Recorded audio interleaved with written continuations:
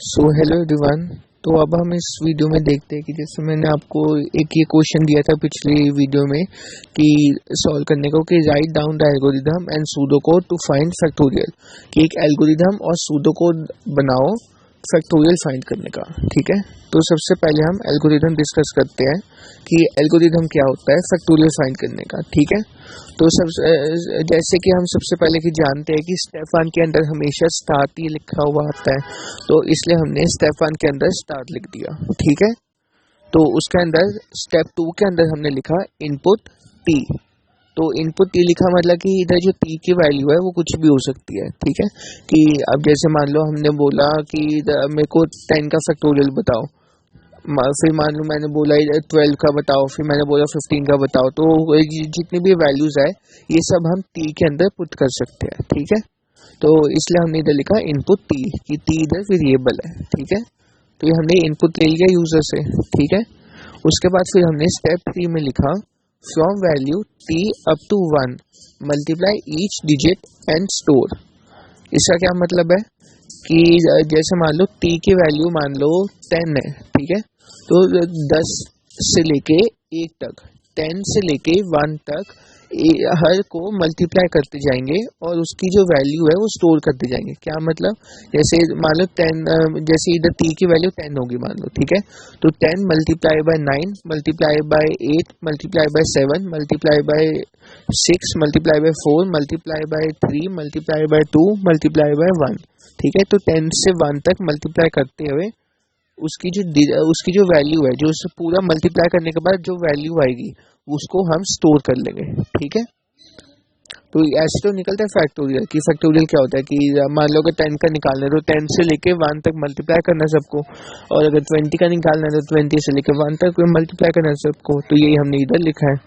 ठीक है, और उसके बाद स्टेप 4 के अंदर डिस्प्ले कर देंगे हम कि जो ये स्टोर किया थे हमने इधर वैल्यू, इसको हम डिस्प्ले कर देंगे इधर स्टेप 4 के अंदर। देखो लिखा भी हुआ है display stored value in factorial of T. ठीक है, तो टी का जो फैक्टोरियल वो आ जाएगा कि जो आंसर भी स्टोर हुआ है। जैसे मान लो अगर हमको 2 को फैक्टोरियल निकालना है तो 2 मल्टीप्लाई बाय 1 तो 2 होता है, तो इधर आ जाएगा कि डिस्प्ले में आ जाएगा 2।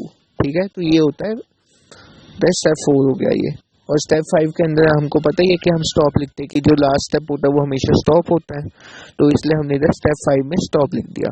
ठीक है, अब हम सूडोकोड देखते हैं कि सूडोकोड क्या होता है। ठीक है, सूडोकोड टू फाइंड फैक्टोरियल। ठीक है, तो सबसे पहले हमने लिखा है प्रोसीजर, मतलब कि जब भी हम कोई भी सूडोकोड स्टार्ट करते हैं, जब भी हम कोई भी सूडोकोड स्टार्ट करते हैं तो हम सबसे पहले इधर प्रोसीजर लिखते हैं। प्रोसीजर लिख के फिर स्टार्ट करते हैं। ठीक है, तो हमने इधर प्रोसीजर लिख दिया, प्रोसीजर लिख दिया। तो उसके बाद किसका प्रोसीजर, फाइंड फैक्टोरियल टी, की फैक्टोरियल फाइंड करने का प्रोसीजर। ठीक है, तो हमने लिखा इधर प्रोसीजर फाइंड फैक्टोरियल टी। ठीक है, उसके बाद हमने लिखा है फैक्टोरियल इक्वल्स टू 1, कि फैक्टोरियल की वैल्यू अभी 1 स्टोर कर दी इधर। ठीक है, फैक्टोरियल की वैल्यू हमने इधर 1 स्टोर कर दी अभी स्टार्टिंग में। ठीक है, उसके बाद हमने इधर लिखा फॉर वैल्यू 1 टू टी, मतलब कि अगर कोई वैल्यू होती है 1 से लेके टी तक। ठीक है, तो हमने लिख दिया factorial equals two factorial multiply by value. ठीक है, स्टार का मतलब मल्टीप्लाई है। ठीक है, तो इसका क्या मतलब हुआ अब कि देखो, जैसे इनिशियली हमने जैसे स्टार्टिंग में जो फैक्टोरियल की वैल्यू है वो हमने 1 डाल दी। ठीक है, फैक्टोरियल की वैल्यू हमने 1 डाल दी। ठीक है, अब यूजर कोई भी टी की वैल्यू डालेगा, अगर जैसे टी की वैल्यू मान लो अगर 5 डाल दी यूजर ने। ठीक है, टी की वैल्यू अगर 5 डाल दी तो देखो फॉर वैल्यू 1 टू 5 आ गया इधर, टी की वैल्यू अगर 5 है तो 5 आ गया इधर। तो फिर फैक्टोरियल की वैल्यू अगर ऐसा होता है कि टी की वैल्यू 1 के अलावा कुछ और है तो ठीक है, जैसे मान लो 5 आ गई। ठीक है, तो factorial equals two factorial multiply by value. ठीक है, मतलब कि इधर फैक्टोरियल की वैल्यू 1 थी, 1 multiply by 5 multiply by 4 multiply by 3 multiply by 2 multiply by 1, ये हो जाएगा। ठीक है, तो ये मतलब है इस लाइन का।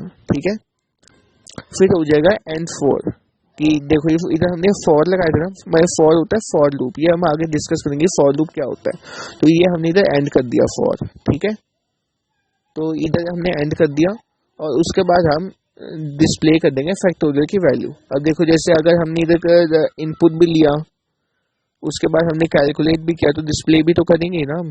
तो इधर डिस्प्ले कर दिया हमने फैक्टोरियल, डिस्प्ले कर दिया हमने इधर फैक्टोरियल, डिस्प्ले कर दिया। और उसके बाद हम लास्ट में जैसे एंड करते हैं तो हमने इधर एंड प्रोसीजर लिख दिया।